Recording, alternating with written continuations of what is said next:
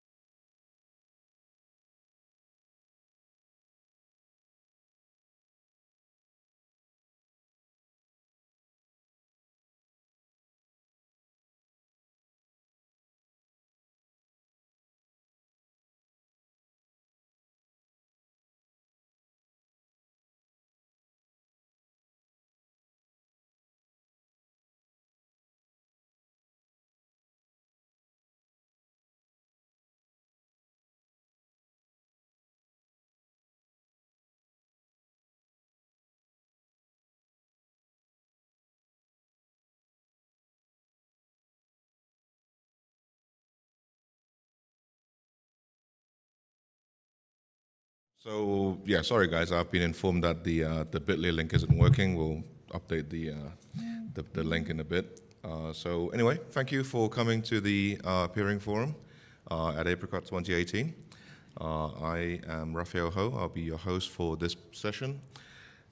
We have a really amazing lineup of speakers. So to start off with, we'll have Anurag talking about interconnectivity within South Asia. We have Samit now talking about story of NPIX, and we have Amrish talking about the African internet. So after that, we'll have the peering personal sessions. For those who already have the template from years past, feel free to send it to me. I'll put those together. The second session will be chaired by Gaurav. The third session is more of a IX focus, and we'll have an IXP personals. So for the IXPs in the room, please send your peering personal page to Toyama-san at JPNAP, sitting over there. So a couple of housekeeping notes. We will have a peering social after this event at the Crystal Hall, somewhere that way, and it's sponsored by Equinix. So to keep out all the policy wonks, we have tickets. So I have some tickets, Gwen has some tickets, there are some, Horatio over there has some tickets. So please grab your tickets off them, and we look forward to seeing you there. Another announcement, we have set up the Asia Peering Forum for August 14 to 16 in Siem Reap. Thank you. So please mark your calendars. We will provide additional information as we have them. This event is sponsored by Equinix and by invitation only, so if you'd like to attend, please talk to your Equinix account manager. We'll make sure we sort something out. Another note, and Toyama-san will talk a bit more about this, this is the APIX Peering Asia meeting, and it's set for October 23 to 25th in Hong Kong. Again, by invitation only, there will be additional information in the third Peering Forum session, and Toyama-san will be talking more about this event. So that's it. I will update the link to a working one, and so I would like to invite Anurag for the first talk about the interconnectivity within South Asia. Thank you. Please give them a warm welcome.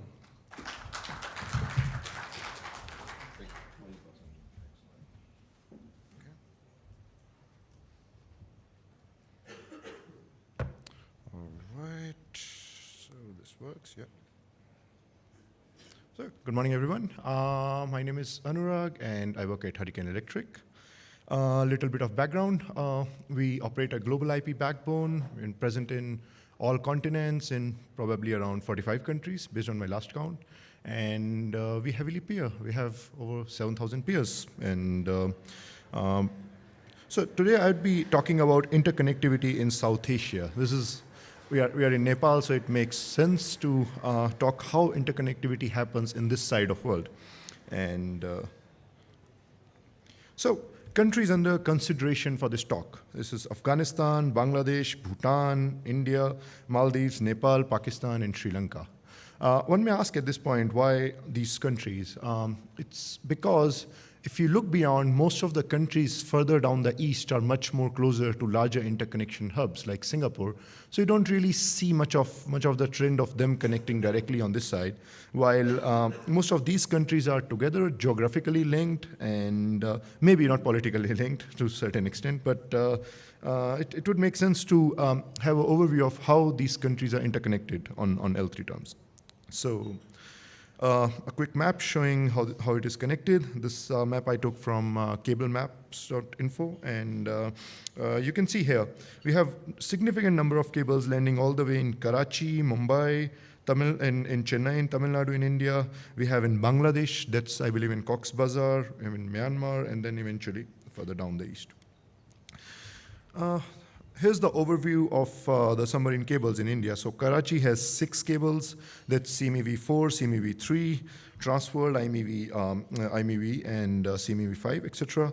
I believe most of them are up at this point. Maybe with CMEV5 operational, but maybe not with enough capacity at this point of time, as I hear from my friends.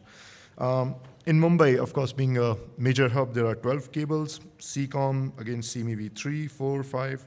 And multiple other cables, including FLAG and Gulf Bridge.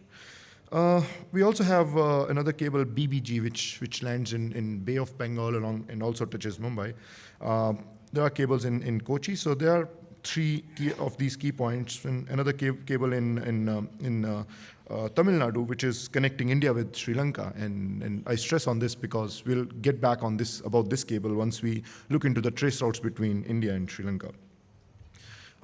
There are multiple cables in Bangladesh. The key one remains, as I hear from my friends, CMEV4, along with the connectivity to India over the cable on the land, and then again one cable in Myanmar, CMEV5. Proceeding further, so this was pretty much about the L1 connectivity. So this clearly shows that there is a fair amount of fiber present connecting these countries. So the argument that if the routing is not working, you may always look for the circuit. So whether circuits exist, whether routing exists between these countries would be the focus of this talk. So how to analyze L3 connectivity across all these countries? So you need a way to do trace routes from various networks towards various other networks from these countries. And the only 2 projects we are aware of at this point of time for doing trace route at such a scale are, of course, RIPE Atlas, and then another new project which has become significant over the last few years, the NL-NOG ring, where it was pushed by Netherlands log, and it's a model where you give a VM out and you share VM in your network. And so there are lots and lots of VMs which I've shared. I think it's somewhere above 250 at this point of time. And once you share a VM, you get access to all of the VMs, so you can run trace routes on that. But it is quite significantly focused on Europe because the origins are from NL-NOG. So we looked into the NL-NOG rings present in this region. We only found the NL-NOG ring out in India at this point of time. So there's one on DigitalOcean, one in Amazon in India, and another one which I'm hosting at my home, and one is with host virtual. So we started doing traces from these to other NL-NOG rings around, just to figure out which of them are going direct and local, and which of them are going completely from the outside region. So we did this test, and we figured out that while IPv4 path remains local for only one of the measurement, for all of them it just goes all the way from US. Some more tests. Again, showing that a significant part of this is going via Europe and US. Here's the summary of connectivity towards the, oops. Here's the summary of connectivity. I think something is, oops, yeah, okay. Here's a summary of connectivity when we looked into the RIPE Atlas. So RIPE Atlas, as many of you might be aware of, is a small device which RIPE NCC is distributing along. And that device is supposed to be running on the end user connections, and it does the predefined measurements towards various root servers, as well as something called RIPE Atlas Anchor, which are the big form of RIPE Atlas, just pretty much big servers, which are along. And we looked into how the trace routes are from the RIPE Atlas in the region towards the RIPE Atlas anchors. So here's what we found. Unfortunately, we don't have any data for Afghanistan because there's no anchor and there's no probe and there's no NL-NOG ring. So there's just no view of Afghanistan, how the routing works over there. And if anyone around here from there, please contact us. Maybe you can go back with a RIPE Atlas probe and help us out. In case of Bangladesh, if we look around, so here you can see the connectivity from Bhutan to Bangladesh is just going indirect, while there is a link all the way from Bangladesh to India and to Bhutan, but it still goes all the way from outside. If you look from India to Bangladesh, it was mostly direct. And I'll get on to the reason for that, a strongly possible reason. From Maldives towards Bangladesh, again indirect. From Nepal towards Bangladesh, mostly direct. Pakistan, unfortunately, was indirect with the entire region. And that shows while there is submarine cable landing directly connecting Karachi with Mumbai, there's almost no trace route visible, between any of the South Asian countries and Pakistan within Asia. It all goes either via Singapore or mostly via Europe. If we look broadly between Sri Lanka, even Sri Lanka to India, we found was mostly indirect, while we are aware that there is a cable from Tuticorin which is called Bharat Lanka cable connecting India with Sri Lanka, while the routing was mostly indirect. It was just going mostly via Singapore. Proceed on to this. So what this data shows so far is that there is indirect routing between Nepal to India, while India to Nepal is mostly direct. And that may be because the Indian networks are not doing consistent announcement of their prefixes to the operators in Nepal, while their announcement is relatively consistent. And the connectivity with Nepal was quite unobvious. And we looked into the newer cable which just came up connecting Nepal via China with the rest of the world, and there wasn't a lot of routing happening over it. So it clearly wasn't the reason that the Nepalese operators are using more of that cable and the routing has suddenly become indirect. We just see routing still pretty bad between these countries, on the asymmetric side. While India is geographically located between the South Asian countries, a very few seem to be transiting via India. And this is the question I've asked many experts around, why we don't see various networks around transiting. So for instance, Sri Lanka to Nepal should be via India, geographically speaking, and based on the availability of cables, based on the L1 connectivity. What is actually preventing that to be happening? Why it's so screwed up, if I may say so. And we see almost, maybe 60 to 70% of such handoff happening in Singapore. As I already said, interconnection of Pakistan with all other South Asian countries seem to be happening either in Europe or Singapore. In most of trace routes I saw, it was largely towards Europe. So how poor is the connectivity? Let's take an example here. So this example is taken from an ISP in Lucknow in India to Kathmandu in Nepal. I picked specifically Lucknow because that's Uttar Pradesh, just adjoining Nepal. And we traced from there to Kathmandu. We see the ISP taking the traffic off. And eventually on the fourth hop, this is MAR, which I assume is Marseille CW.net, that's Vodafone, AS1273. The traffic just went all the way to Marseille. From there, it hopped on to AS1299, Tilia, and eventually going on to probably Paris, London, and then getting on to WorldLink and getting back into Asia. So the latency, which geographically would be probably should be somewhere between 20 to 30 milliseconds. Here we see something like 258 milliseconds. And that's a problem. That's a serious problem. When we have cables which exist, and it is extremely, extremely likely, probably someone from WorldPhone, if someone is around, maybe they can clarify, it is extremely likely that this circuit of WorldPhone is actually crossing the same geographic region. It would be going all the way from UP, crossing North India, all the way to probably Mumbai, and from there it would be an IPLC up to Marseille. So while circuits exist, still no peering, still pretty bad connectivity. Another example, this example I took from one of my friend hosting a RIPE@less probe in Amritsar in Punjab, and that's that's hosted on one of my friend's network, and we have the CT of that network around, so I even would be discussing this with him. So we see from Amritsar to Islamabad in Pakistan, and that's pretty nearby geographic region. That's not really far. And here we see the traffic hopping onto their upstream Airtel. 40 milliseconds seems like going out of the Punjab region. Then eventually hopping onto the MRS, again, Marseille on the Cogent's AS174 network, going, and then eventually we see a demarcation point for PTCL, Pakistan Telecom, on the Cogent and getting back into Asian region. And this again shows based on the geography as well as based on the fact that there is a submarine cable. So while there could be something like Punjab to Mumbai to Karachi, possibility of that traffic, it's going all the way to Europe, and the latency has jumped all the way from say 50 or 60 milliseconds to over 256 milliseconds. That shows this is a big problem which needs to be worked on. Another example here, we are tracing from Mumbai, India to Bangladesh.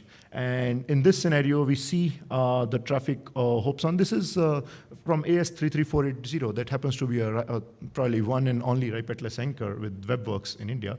Webworks is handing off to SIFI, AS9583, and it is taking it all the way off to London. And from London, again, Paris, Marseille, quite Marseille is coming again and again, by the way here. And then BSCCL, demarcation point of the upstream provider of Cogent, and then getting back into Asia.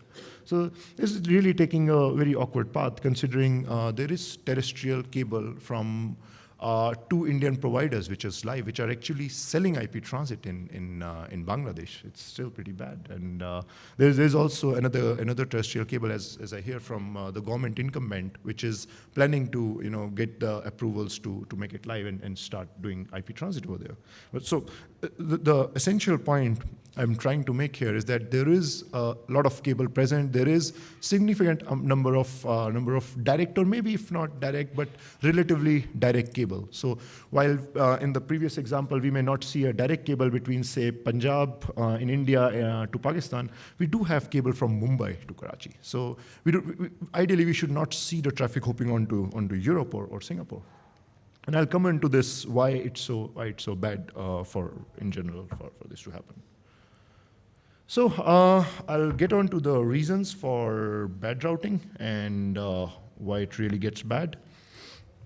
So there are broadly three commercial reasons, and the fourth one I just put as the others category, where we cannot categorize them, and there are relatively few cases. One is, of course, the commercial reason. The other is routing design challenges. And then third one, which happens to be a bit significant, regulatory challenges. I'll talk about the commercial reasons on why this kind of routing happens. So apologize, this is a pretty texty slide. So one is the fact that circuit to larger hubs are cheaper.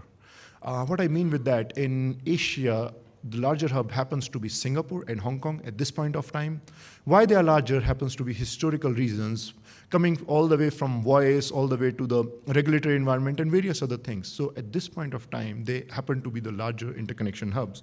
And now because they are the larger hubs, circuits happen to be very, very cheap, with those hubs. And this has become more of a chicken egg problem.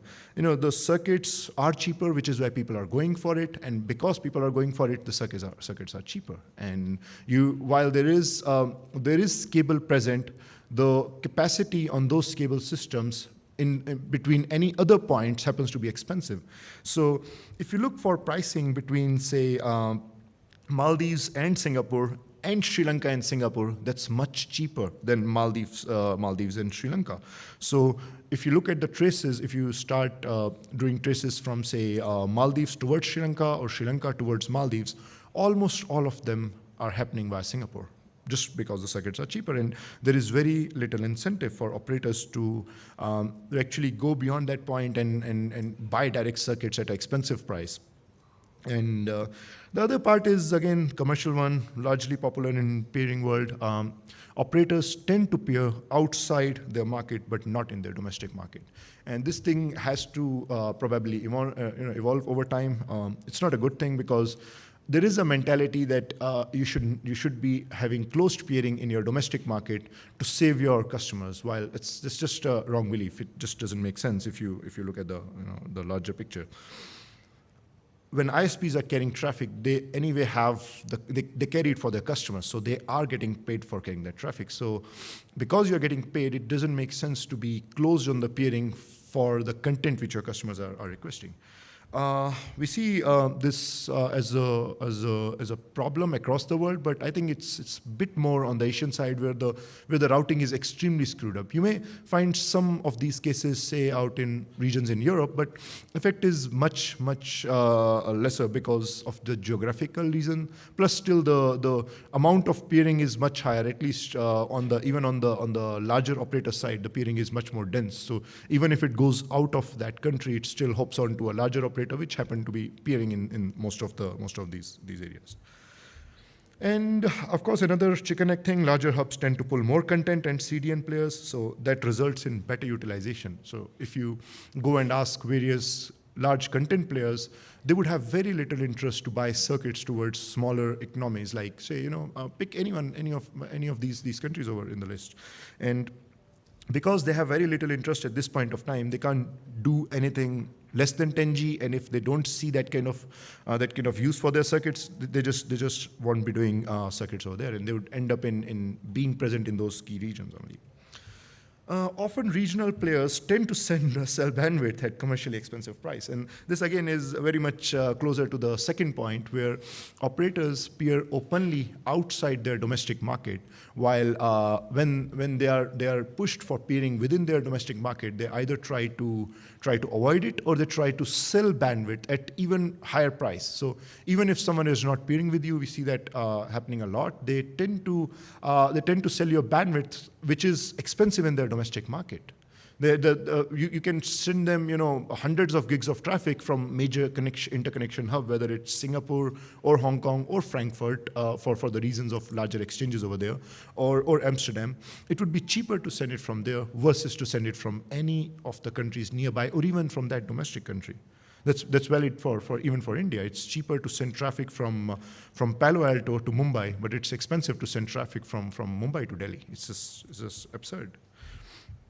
And other than that, price of transit, as I already mentioned, of this path can be as low as something like 15 cents per meg per month in some of the larger markets. That's a pricing which has gotten for typical 10 gig circuits in Western world. It may be higher or lower depending on who you're talking to, what kind of availability and places you're looking for. Because of such price, for any of the players where latency is not extremely important, the non-CDN world of things, there is very little incentive to pay a premium price for being present in a local market. I'll talk about the second part. So this was about the commercial part. We'll hop on to the second, which is routing design challenges. Commercial, of course, a lot of people may agree or disagree depending on their position. But routing, I think we all in the room probably would agree that routing should be good, and we should probably improve our networks to have better routing. So, one of the routing design challenges happens to be that operators tend to pair in selective region and they do not pair in all regions. And while this is slightly similar, but also slightly different from the fact that operators do not pair in domestic market, I've seen number of cases where there is agreement about peering, while there are missing peering sessions in just some random markets, and that tends to create this kind of loop where you see traffic hopping onto the other side and just going along. Even I would say not just in between South Asian countries, that happens a lot within India only. There is lots of if you start tracing between the RIPE Atlas probes within India or to networks within India, you will see a large number of trace routes still going outside India towards India. So the peering remains remains poor because of this challenge that one should have much more comprehensive peering. Many incumbent telcos buy IPLCs to long-haul locations, and again, this was one of the examples here. Probably I can go back to that trace route. So the trace route from Nepal. So here, I may remind, we were tracing from Lucknow in India to Kathmandu in Nepal. The traffic is hopping onto the WorldLink network out in London. This shows that probably WorldLink is having a customer relationship, buying a circuit out in London from this operator AS1299, and clearly this is going to be a long-haul IPLC circuit, as we call it in this region. It's point-to-point circuit, possibly a DWDM wave, and this may be a good design at a given point. In long term, what we want to have a situation is operators having point-to-point links to their nearby locations as a thing to have instead of the long ones. Long ones, of course, would make sense for big operators like WorldLink, but at the same time, having only the long point-to-point links and missing on the short links tend to create a lot of this kind of routing problems. We saw this in a couple of incumbents in India and Bangladesh as well, where they started buying point-to-point links all the way to New York, Los Angeles only, and they started announcing their routes only on those links. And because once you buy the link, it's often with incumbents, they are the government operators, and they go with a long process. And once the link capacity is up, they're under a commercial pressure to utilize them. And then they start announcing more selective, more specific prefixes on these points, and it creates a really bad routing. And the third one is often missing of dual stacking on the IPv6 sessions. I did not stress a lot on IPv6 in this talk because there are extremely few RIPE Atlas probes on IPv6. Whatever we saw on IPv6 was terrible. It's just the dual stacking seems to be still missing. And the overall idea about the IPv6 somehow has become between the operators is you just dual stack one of your uplinks, you just dual stack maybe a couple of your core routers, and you are done. To implement IPv6, the best way out in general, maybe going out of this talk, would be to dual stack all the BGP sessions first. Push your upstreams, push your peers, push everyone to have IPv6 sessions. Even almost all the large content, maybe top 5 to 10 content players have V6 support at this point of time. So they should be all dual stacked. If you have a V4 only session and a V6 session with your transit, while V4 only with the content, you are essentially hopping on to the transit for that kind of routing. Third one, and not so good one, the regulatory challenges. What is wrong with the policies or the regulatory requirements, which is interlinked to the technical part, which results in really bad routing in this region, as we saw in some of those traces. So some countries, of course, have a bit of interest in India because I monitor it closely, like India, and of course there are a couple more in the list, which tend to have additional requirements for countries which are connecting from outside. So if you look at this point, in India, we have probably 5 to 6 large content players. You take example, you have Google, you have Amazon, you have CDN players like Akamai, Limelight, you have Netflix. There is none of them none of them is actually pushing traffic to any of the South Asian countries from India. So why don't we see Nepal or Bangladesh or Maldives, the nearby countries, interconnecting to these content players in India? Why we see that happening totally outside the region? There should be some policy preventing that, and this is one of those where it's much harder for operators to have circuits in terms of various legal requirements, get it on the so-called domestic side, if I may say so, and peer with the networks. The other problem, which is quite prevalent in this region, is the lawful interception. And I won't go a lot in detail about it, but it's about the requirement of LIM, making it much harsh in terms of regulatory requirements required to interconnect. And at this point of time, as a technical community, we all may have to agree that this needs to be rethought about, because as the traffic is becoming more and more encrypted, how useful is the LIM? We have to think about this case scenario. We may, we all may agree with our friends and regulators that it is required, for various governance reasons. But how effective that has been at this point, when we have WhatsApp encrypting end-to-end messages, when we have impressive projects like Let's Encrypt, pushing for more and more end-to-end encrypted webs. We have various CDN players like Amazon CloudFront or Cloudflare, which are doing encryption, which are enabling encryption with just one click, and many of them are doing it by default. The other part, of course, regulatory burden of declaring international POPs. Again, this is important because when I say there is quite a bit of trace routes going from, say, countries like Nepal to India, we still don't see it as optimized as it should be. So if you trace from Nepal to somewhere in New Delhi, you will not get any direct trace route. It is always going to be via Mumbai or Chennai. And one of the reasons for that happens to be that there is a high regulatory burden to declare the POPs as so-called international POPs, where they have different set of regulatory requirements, different set of course, the point which I just mentioned in the second one, the LIM requirement and other things. And what this results into various larger operators concentrating their L3 only in a couple of cities. So even for Bangladesh, if you trace from Bangladesh to, say, somewhere in Kolkata, which is just adjoining, you will not get a direct trace route. It will hop on to Mumbai or Chennai first, and it will get back to Kolkata. And that doesn't seem good. That kind of problem of the regulatory framework, and I'm not pinpointing it only to India, but similar policies around has resulted in really bad trace routes like this, where we don't see anything going direct. It's just pretty much indirect, because possibly in cases like these,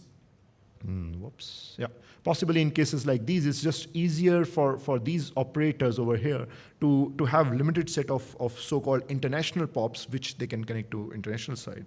I even heard in one of the countries in South Asia, they have a requirement of giving 100% mirrored ports. And that kind of requirement, again, makes it hard. We may disagree or agree whether it's required by regulators, but the effectiveness of that has reduced significantly over these years because of encryption. Going further with the other reasons, which we cannot categorize, of course, one is the political tensions. So I don't need to stress a lot on that. There are countries which have very different political standards. Of course, it's much harder for companies in these organizations in these countries to work together. So that's one part of it. Traffic is getting more and more concentrated, and while this part is another, this may also categorize in the commercial part. That what we are talking about essentially here is maybe 20 to 30% of traffic for most of eyeballs. At this point of time, most of eyeballs with fair amount of content players in their country are offloading as much as 60 to 70 to 80% of their traffic. And essentially this whole talk happens to be about the remaining 20%. Why would someone have a commercial interest to fix the 20%? And is that good or bad? That we have to see over time. Maybe this might be fixed if we get a killer peer-to-peer app, which requires lots and lots of bandwidth within these areas. Maybe some kind of cool killer set of VR or some kind of games, whatever. Nepal recently activated its first link via China, and I already mentioned about it. It is expected that Nepal is going to eventually utilize more of that capacity instead of relying only on India. And if that one goes up, as network engineers, you cannot think of how possibly you would have good routing at this point of time, because effectively there would be more and more specific announcement on such newer link. And you will have cases where right now we see UP in India to Kathmandu going from Marseille. In those scenarios, you will see UP in India sending traffic to Nepal, probably via Singapore, over such link. The other one is lack of peering of incumbents, and that leads to exchange of their customers totally outside region. I did not put this in the commercial one because this is the case from a very long time, and this has been a stand, and that's probably what a business model is like. But that's one of the reasons where when the peering between the smaller operators is missing, we see the traffic going totally outside, because even they cannot fall back on the peering of the larger operators. There is something more unique in this region possibly, because we don't see that happening a lot in say Europe. In Europe, you may find smaller operators maybe de-peered or not peered, or even with a bad routing scenario, and eventually they will hop onto their transit, and those transits would be peered. So while you may see things like Frankfurt to Munich may not be going directly within Germany, but it probably won't go all the way out to US. It may go in worst case scenario maybe to London. So it won't be a huge impact. Some of the conclusions, again, sorry for a lot of text on the slide. I hope I'm not giving pain in the eyes. Routing within South Asian region, it just seems very poor, I would say, not just poor. And there are extremely limited cases of direct symmetric routing. We find many cases of direct routing, but unfortunately, they are asymmetric. We may see trace routes from, say, Nepal to Bangladesh being direct, but it's very unlikely we see Bangladesh to Nepal direct as well. It's often the one side is indirect. And we also see that kind of thing where when we are trace routing and we see logical hopes where we see traffic being direct, but latency jumping up significantly. There are countries like Nepal and Bangladesh that seem to have direct connectivity with India, and to an extent direct routing, because the operators over there, the larger operators over there, are buying from these operators. So that somewhat fixes a problem a bit, but not, it still happens to be probably not even 90%, but probably over 99% of a transit downstream relationship than of a peering relationship. There are almost zero international peers across IXs in the region. So if you look at Nepal Internet Exchange, which is nearby, you won't see any of the nearby country operator over there. Same thing for Indian exchanges. Same thing for BDIX in Dhaka, and same thing for even other countries where they have a working exchange. And that needs to be thought about. Why we don't see the international traffic being exchanged, whether it's about the policy of those exchanges, say in case of India not allowing the content players, or whether it's about something else like no commercial interest. That should be worked out probably by the community. Pakistan, Maldives, and Sri Lanka are, to a great extent, are exchanging traffic only at larger interconnection hubs. And there can be different reasons for these three countries. Pakistan, of course, I'd put in the other reason where there could be political tensions or things like that, sort of, completely far off from outside of the scope of this domain. With Maldives and Sri Lanka, they happen to have good connectivity and commercially more viable connectivity with the international peering hubs like Singapore, and that happens to be pushing a lot more traffic instead of them pushing from India, and instead of actually sending traffic towards India or Nepal or even Pakistan over such links. And why this whole thing is important? Why when the traffic is just 20% or 30% of operators, why we even should care about this problem? Is because there's extremely high dependency on majority of submarine cables. Any of the major cable cut can show you how bad this routing is going to get and how terrible the connectivity between these regions would be. I believe there is slightly better connectivity in the voice world. So, but there is extreme the traffic flow over the traditional TDM voice circuits has gotten less. So what I mean to say is any major submarine cable cut is going to have serious impact over the citizens in these countries to just speak to each other and just to share things with each other. It's really disastrous. And there are things like the bad routing with root servers as well, which I have spoken about in one of my previous talks at Apricot.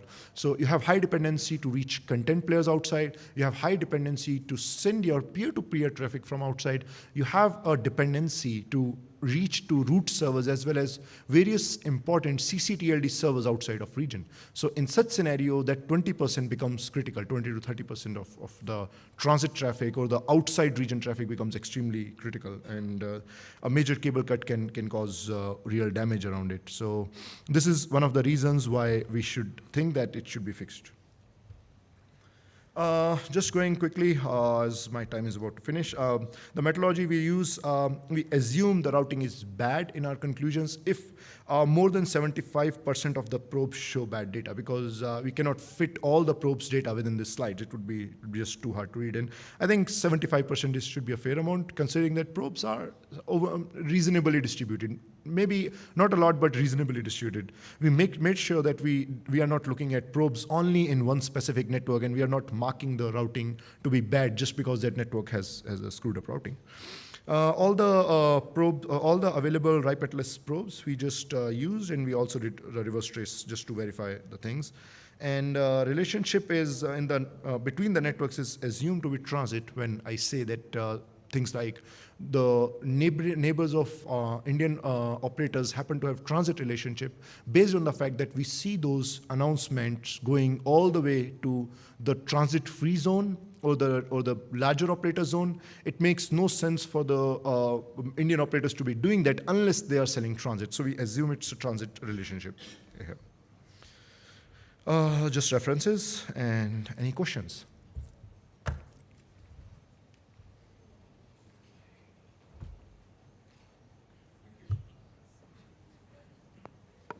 Hello. Yes. Any questions?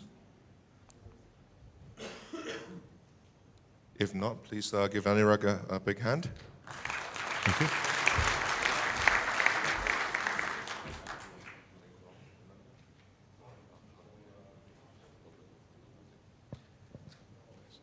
Next up, we have Submit. But firstly, I've uploaded the link, so we'll share the new link on the board for the template.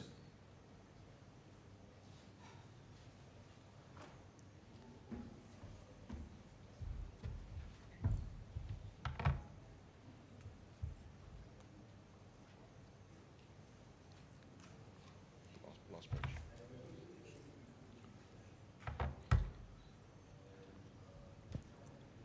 Good afternoon and namaste.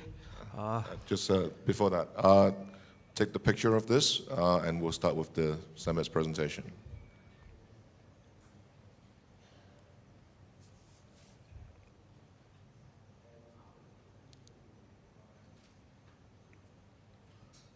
All right. 3, 2, 1, go. So Summit will be talking about the story of NPIX. Please give them a warm welcome.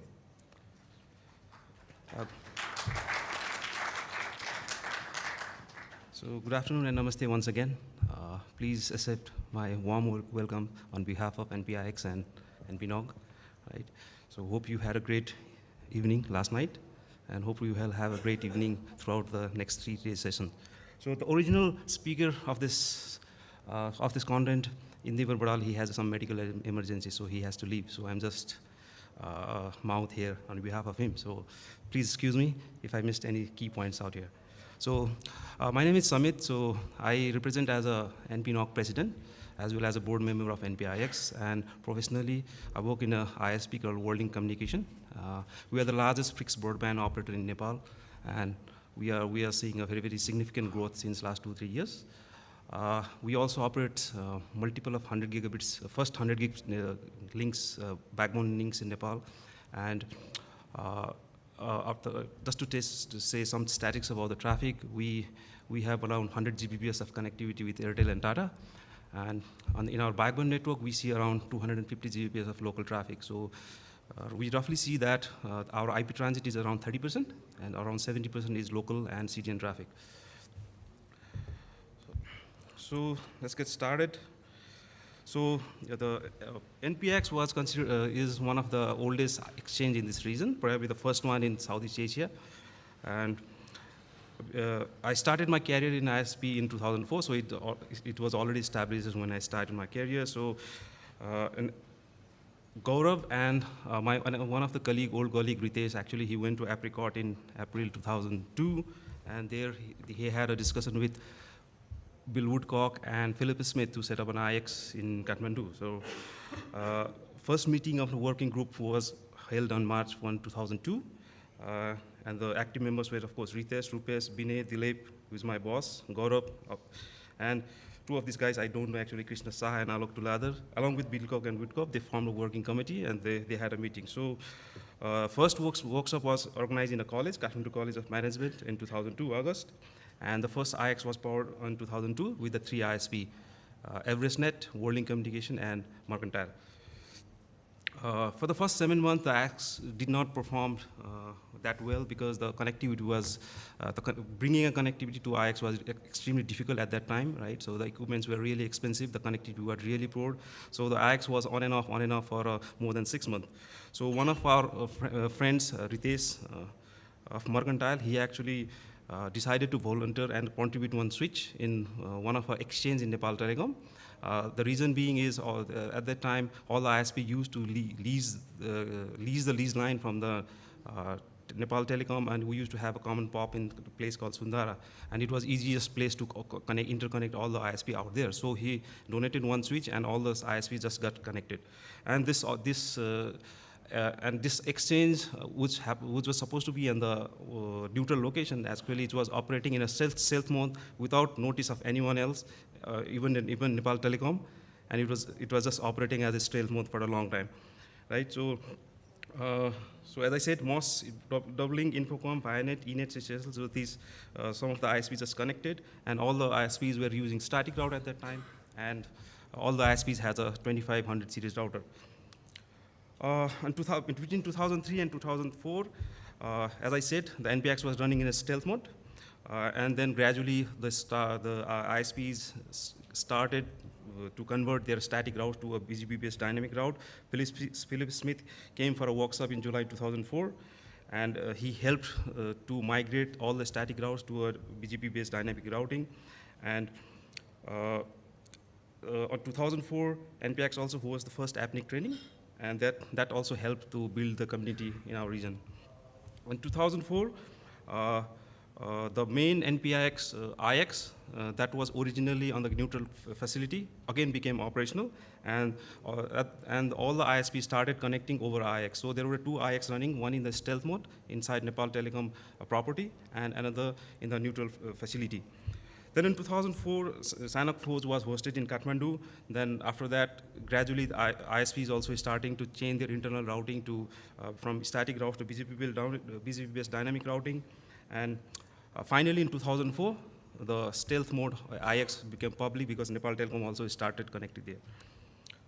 In 2005, we had a general meeting, and Gaurav record shows that at that time we have around 2 megabits of local traffic, and obviously because we don't have any organic content at that time, all the ISPs also have a very low international capacity, and we didn't have much CDN beside Akamai, and it also carries very low traffic, and it was not present in ISP, in IX.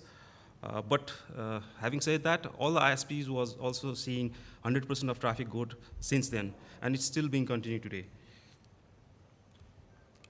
Between 2000 and 2005, yes, a lot of transformation has taken place, right? 2005, we only have 10 members, 8 megabits of traffic, around 17/17 address space. Gradually ISP started to bring their own fibers, right? And in 2006, we started operating 2 switches, and the traffic started growing from 8 to 15 Mbps. Then in 2006, we still have a 2 switch. And then, of course, all the ISP then started getting gradually bringing fiber. The routers were upgraded to 2600. Some even have 3600 routers, so on and so forth. And 2008 and 2009, SANOC was hosted, SANOC 12 was hosted in Kathmandu again, right? So the traffic of the IX continues to start going, and 2009, we saw hoping 80 Mbps of traffic. It was because the Google started to connect through Nepal Telecom through IX, and that was the reason. And at the same time, government and RN network were also connected, right? And most of the Nepal internet connectivity, which was running over satellite, was also connected through the fiber, and some of the local caches was also shared within IX.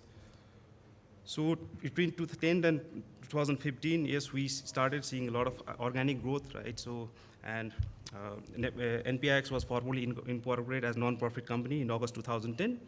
Then we started to getting some donation from the OEMs also, and we start also buying switch. So we first bought one of the Extreme switches because we needed to migrate a copper-based Ethernet link to a fiber-based link. So we started with the Extreme switches with fiber switches.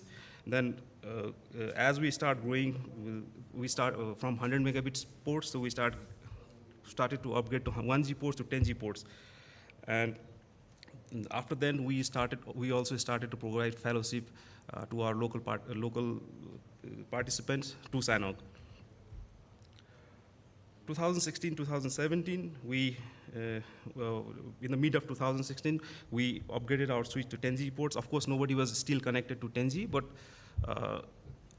as the prices of switches was really going down, it really makes sense. Instead of investing in 1G switches, we thought that it's better to go with 10G switches. Then Juniper switch was procured. In fact, it's not procured, it was also donated, right? And then there were a lot of new ideas and plans were placed in, right? So by the end of 2017, we had 29 members, 25 paying members, and around 3G of traffic. When we say that we have so much of traffic in our domestic and IP transit, we still see 3G of traffic. It's because I say that we don't have much local content, organic content, right? And not all of the of course, none of the CDNs are non-existent in the IXP, so all the CDNs that we have are still inside the ISP. So then in 2017, we started NPNOG, and NPNOG was also well supported by NPIX.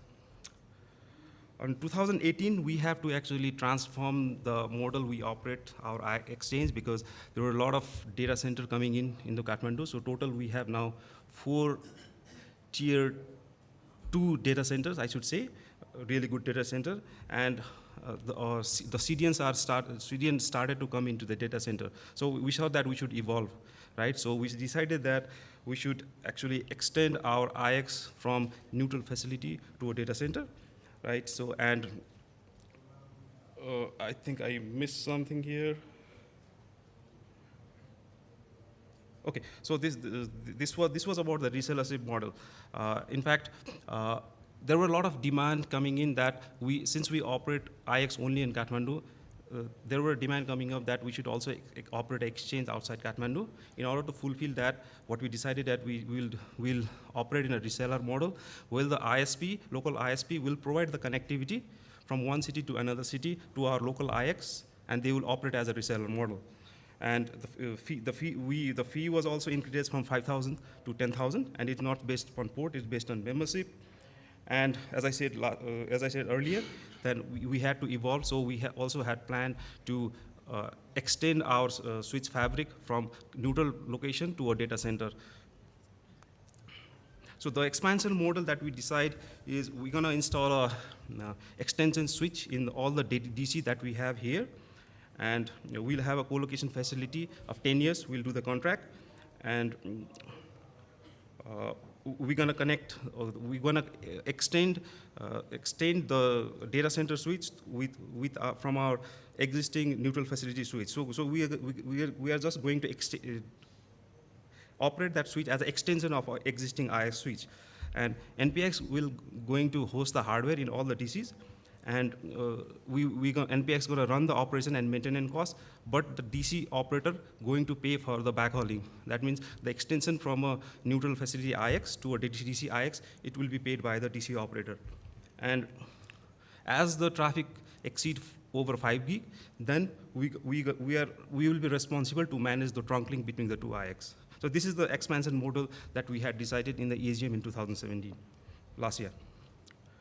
Now coming back to management and financial, earlier the NPX when NPX was formed, the funds were getting managed by ISP Association Nepal, but as it got incorporated in 2010, the board members are get elected by the members, and management and financials, it's been taken care of by Nepal, NREN, Nepal Research and Education Network, and all the technical management were operated by volunteers. And that's all that I have. And if you, there is also one blog in APNIC that Indibar Badal had posted, and if you want to see some historic picture, you can just go there. And that's all from my side. Thank you very much. Thank you. Do we have any questions for Sumit? If not, thank you very much for your presentation. Next up, we have Amrish from Afrinic, who's going to be telling us about something. Yeah, Dissecting the African Internet, an intracontinental study. Please give him a warm welcome.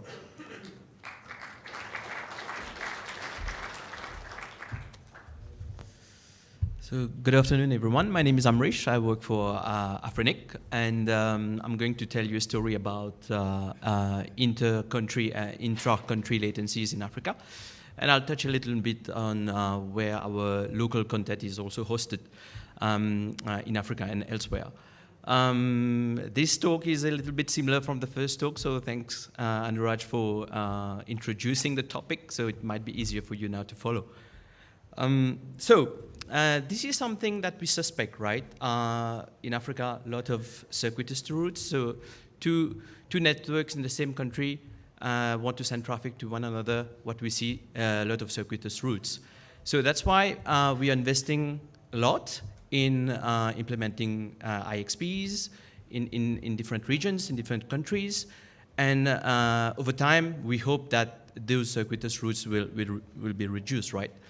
So at Afrinic, we wanted to run a study to know actually how good countries are interconnected to each other, and actually how close countries are to one another, not in terms of geography, because this we know already, but in terms of latency. So to achieve this, we did two things. We clustered country together based on the latency, so we can now have an idea of how countries are related to another.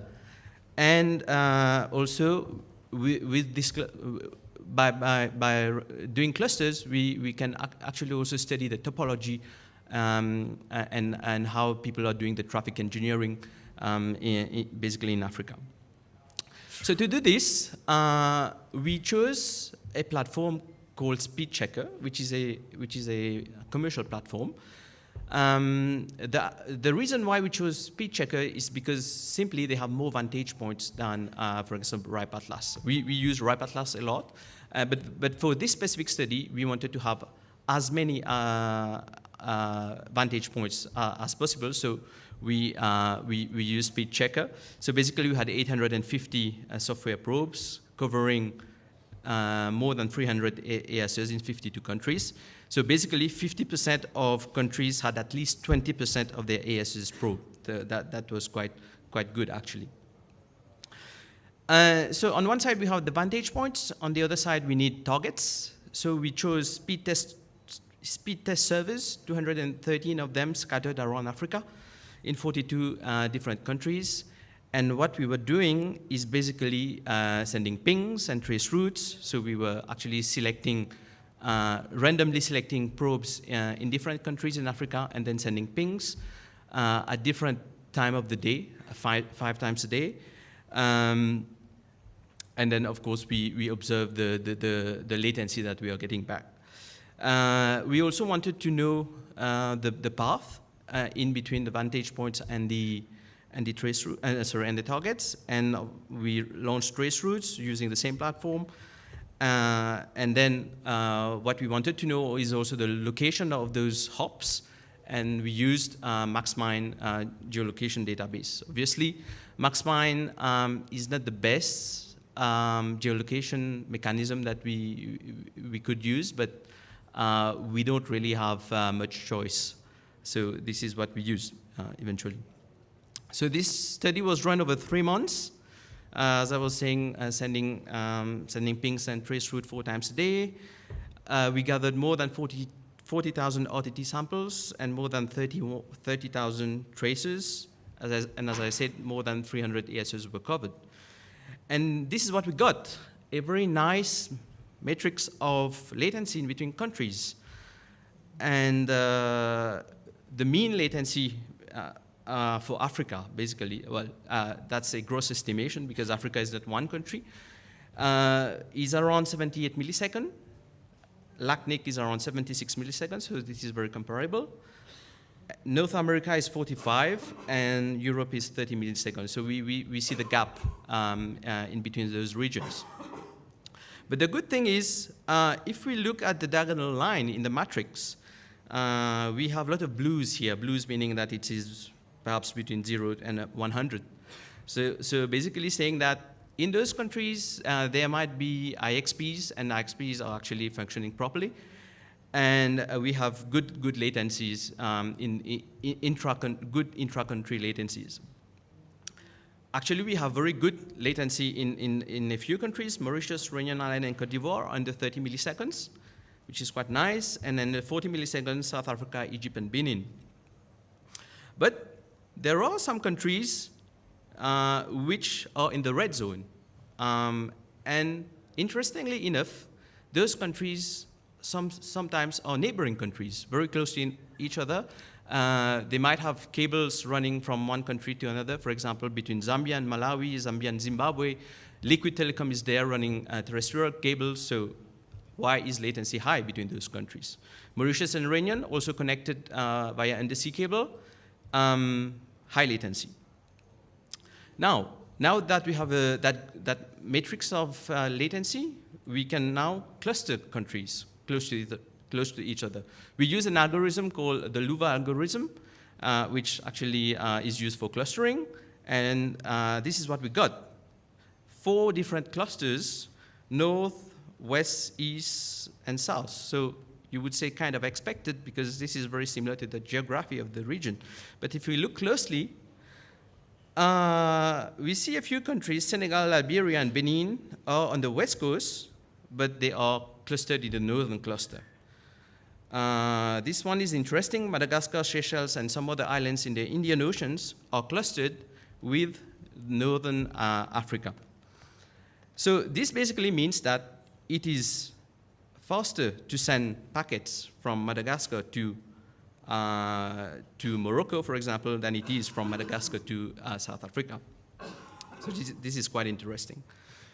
And then we have some other cases, such as Somalia, which is on the east coast, and it is clustered with some countries in the west coast. And then we have 2 interesting cases, 2 countries which couldn't be clustered with other countries. Those are Angola and Ethiopia.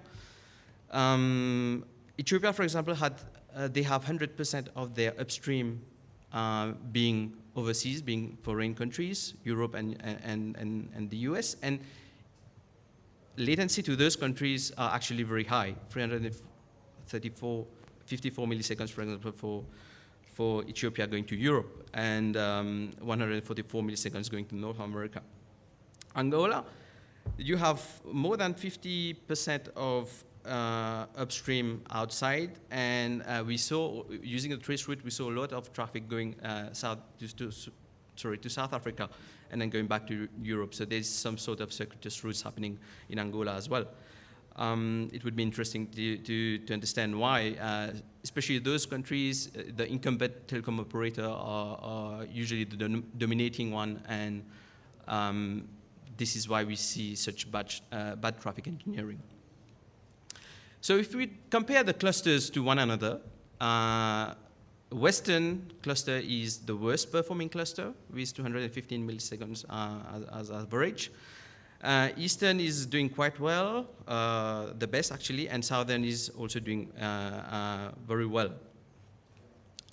So, yeah, so the lowest intercluster delay is around 92 milliseconds, and which is between south and eastern. So now, let's have a look at the upstream. So how did we determine the upstream is basically we studied the traces, and we took the first hop, which was different from the source hop of the trace. And this is what we have.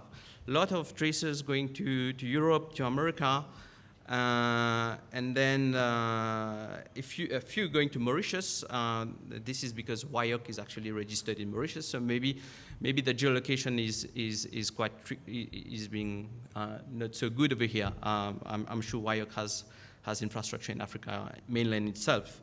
So basically, what we saw is 37.8% of trace route were outside of Africa. And South Africa is actually playing an important role here with 6.6% of traces actually going through South Africa. It doesn't mean actually traffic is going to those countries. It's just the study of the traces here. So we also classified the operators in terms of centrality. Centrality, it means that how what is the visibility that those operators have in Africa. So basically, if you're on top of the list, it means that you all the traces you have many connections. You see Cogent, Level 3, Seacom are the top three, and then Tata, MTN, and Telkom in the last three on this list. France Telecom is also dominating in the Western Africa with around 17% of all Western African countries connecting to France Telecom. So they are quite dominating in this region. So this picture is just showing you where are the different hops in the traces. For example, starting northern, when northern wants to connect to eastern, you basically see the amount of traffic going to Europe and then to other regions and then to the end destination. So in total, basically, 50% of hops are overseas, Europe mainly, and we saw that 14% of the traces have more than 4 hops before actually reaching Africa, from Africa to Africa, which has more hops. So here also a lot of things to repair, I suppose. So basically, if we now see the latency between the clusters in Africa to other regions outside of Africa, for example, northern to North America is 71 milliseconds, which is not too bad, and southern to North America is 227. That's quite a lot. So the last graph here is basically saying that, okay, if you want to send traffic to within the same cluster, it's kind of fine. To other African clusters, it's a bit higher, and if you want to send traffic overseas, it's even higher. So in a nutshell here, a few countries are doing well: Benin, Egypt, Mauritius, Ivory Coast, Reunion, and South Africa, below 40 milliseconds. And others not doing so well. And as Anuraj pointed out, a lot of countries in Africa as well are very dependent on international links. And this is not helping in terms of latency.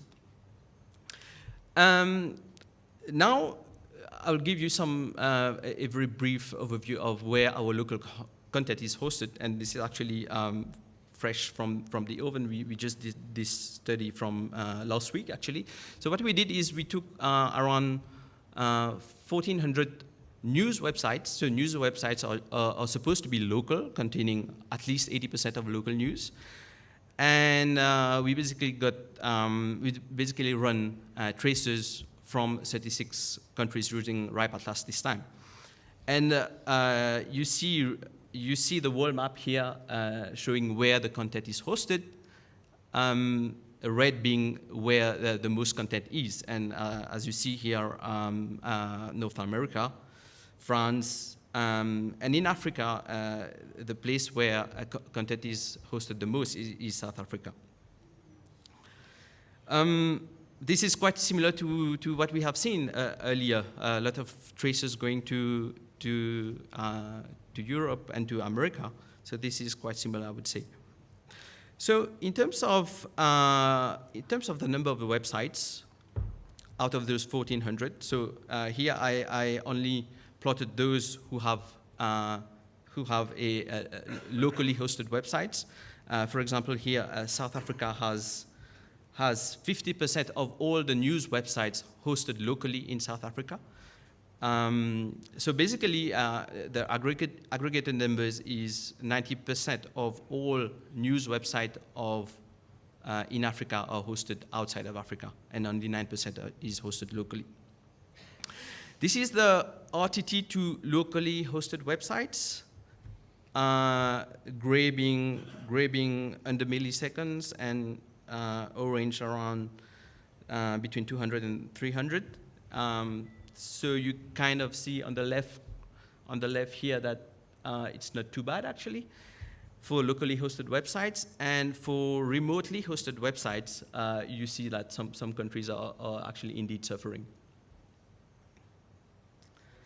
In terms of CDN usage,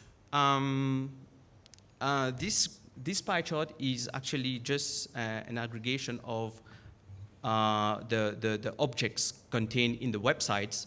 And then here we are basically saying, for example, WordPress is the one that we have seen where objects actually hosted. So in total, 46% of those 1,400 news websites are actually using CDNs. And the median RTT to those different CDNs, Facebook, Stackspath, JS, Deliver, Akamai, etc., are doing quite well under 100 milliseconds, and a few others are doing above 100 milliseconds. And finally, this is quite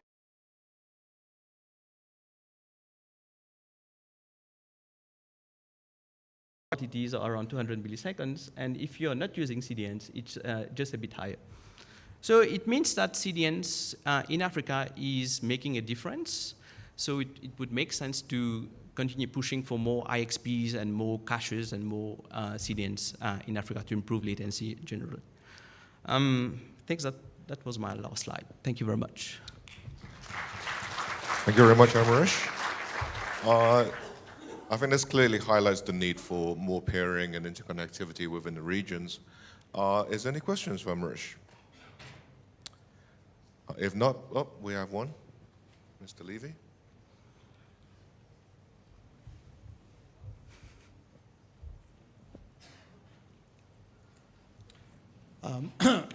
Hello, Martin Levy, Cloudflare. Thank you very much for this.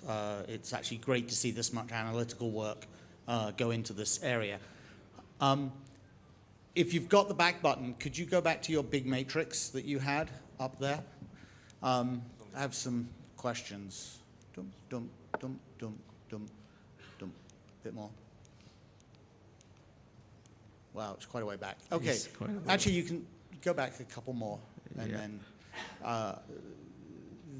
that sort of works. Yeah. Okay, so the question I sort of have about this is a visualization issue. This is very hard to see as a complete visualization, and as you moved forward, you did different clumps and showed something quite useful. But I'm wondering whether, as you did this, although this is a great full data set, it is worth just continuously drilling down and getting something more useful. Yeah. Because there's an awful lot of data here. And so one thing is, can you continue this work, obviously? Oh, yeah. But the second part is, if you could go forward to Ethiopia, I think it was, there. I wonder whether you could change this slightly. So Ethiopia is landlocked, and therefore everything is going to be in some way overseas or overland, actually, in this case, to Djibouti.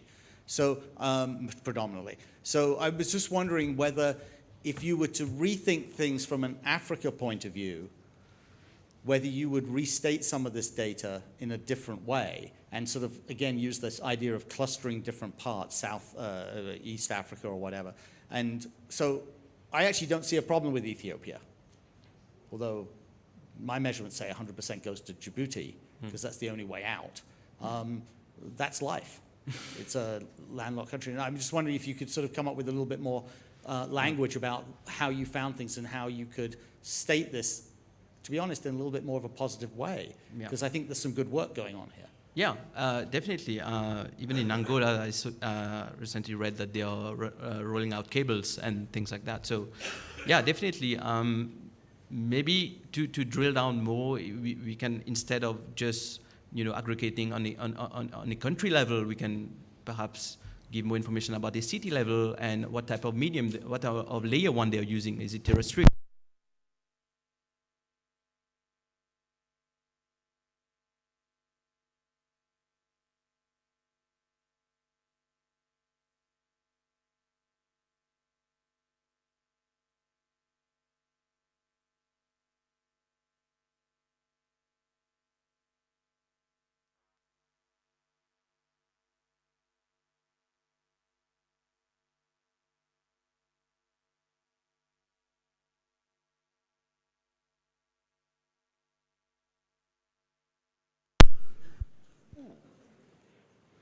Testing, 1, 2.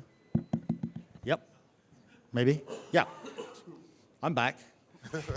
Yes.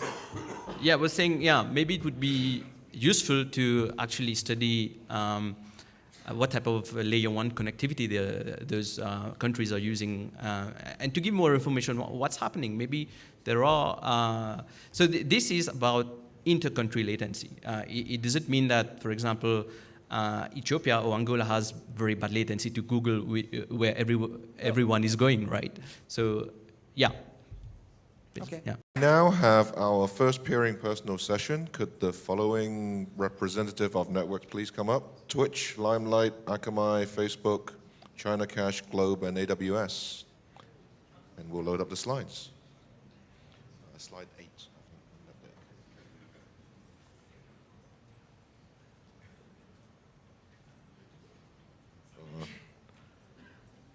Twitch is first up.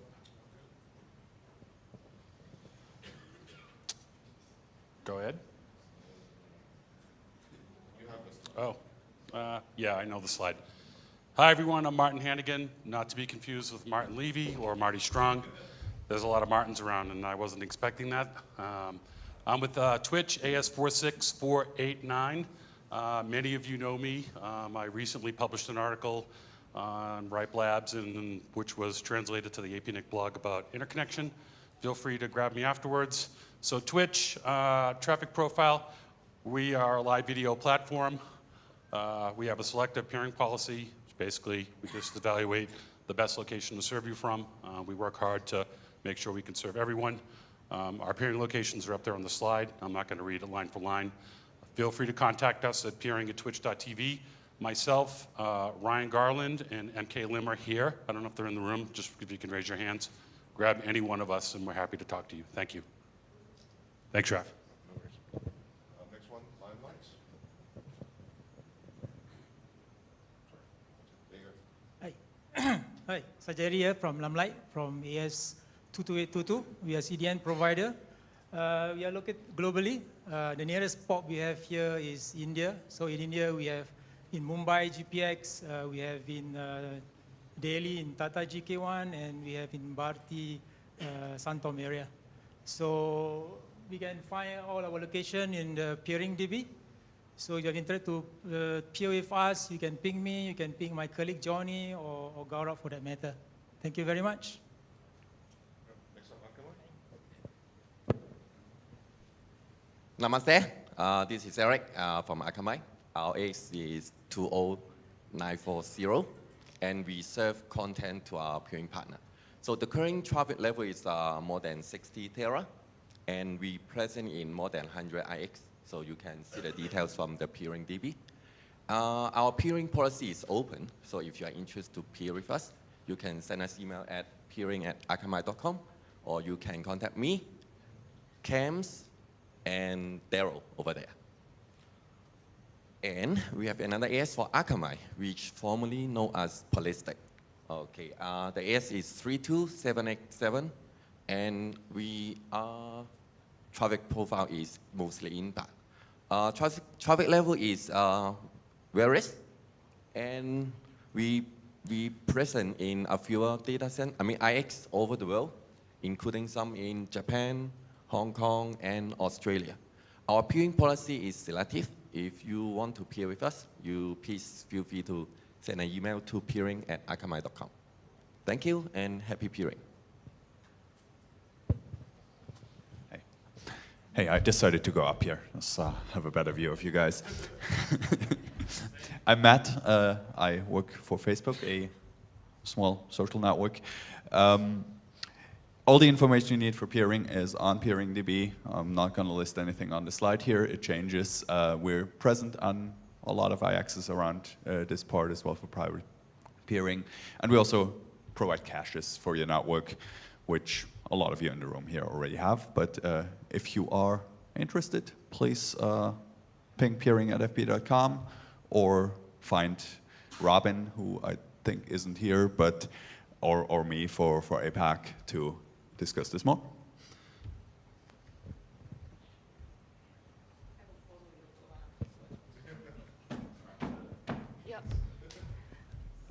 Hello, hi, I'm Yali Liu with China Cache. China Cache is a content CDN provider in China, basically help with global customers with content delivery into mainland China. Our ASN is 63541, and we are available to peer at Equinix Hong Kong, Singapore, and also at M6 in Amsterdam, and also in LA at any two. We have an open peering policy. Thank you.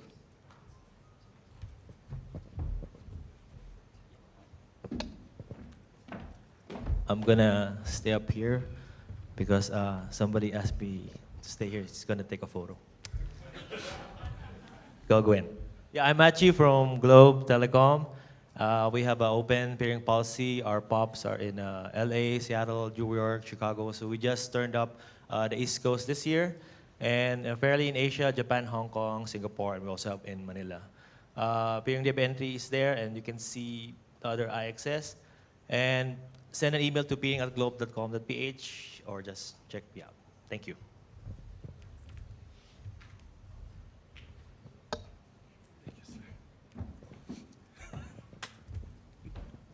Hi, Brian here. So I'm here for AWS, AS number 16519. Traffic profile is very balanced. Peering policy is very selective. It's not really very selective, but we want to make sure we find the optimal place to peer. Peering locations, I've just listed like 5 countries here, but we are basically in most of the IXs around the world right now. You can find us peering DB information down at the bottom there. And contact peering@amazon.com or contact me for peering in Asia. Thank you. All right, thank you. That ends our first peering personal session. We will have a second one at the next session, so please feel free to download the template and send it to me. So I will also try to make these available for download at the schedule site, the Apricot program site, so you can download a copy of all the peering personals under the opening slide deck. We have Toyama-san. No, you just have to wait. They'll switch it on. Yeah, okay. So for the IXP people, the template is placed at an Epinik website. The program, in the session 3, you could see the template for the IXP. So please check. Okay. I think you've mailed it out to all the APX members as well, right? So it should be in your inbox. If not, please take a look at the program site.